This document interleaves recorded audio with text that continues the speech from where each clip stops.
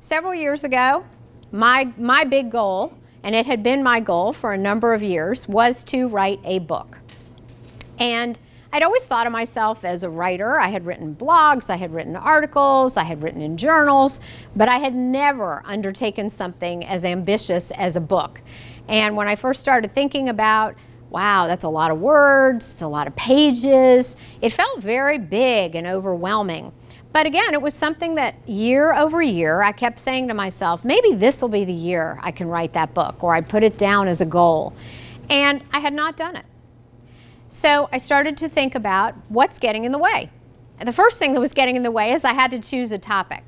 Fortunately for me, over time as I was speaking, I realized that something I was passionate about was the idea of self-promotion. And we've talked about that in here, telling your story, how you tell your story so that you can be more successful in your career path. So the topic ultimately found me.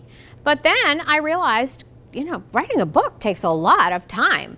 It's not something you can just say, yeah, this weekend I'm going to write that book that I've been thinking about. So I needed to set aside the time.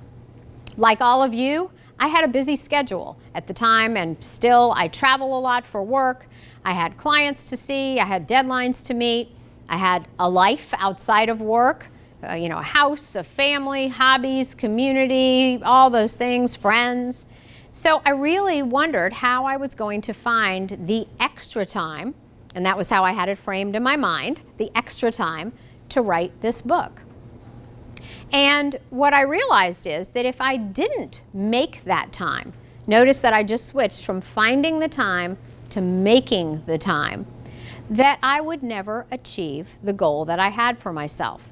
I had to put in the time, those small efforts, those small bits of time, regularly if I was going to achieve what I wanted to achieve. If I was going to have enough pages and enough thoughts on paper to make an actual book. So I started to do all the things that I know to do as a coach. I set aside time on my calendar that was writing time, and I tried to hold it as if it were an important client meeting or another commitment. You know how when you have a commitment with somebody else, it's pretty easy to keep it because you don't want to let them down or you don't want to not show up for them? But when we have a commitment to ourselves, it's sort of like, yeah, I could do that tomorrow. I could do that next week. Let me just take that little block in my Outlook calendar and I'll drag it to another day. I'll get to it. And then we don't. And over again, we move it. So I had to make a commitment to myself that that time needed to be as important as other time.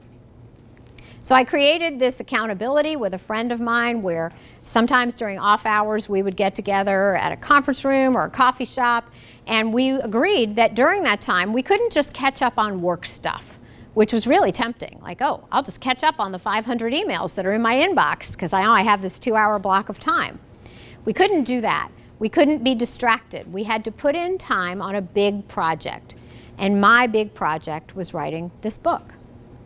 So I was able to put in the time because I made the time.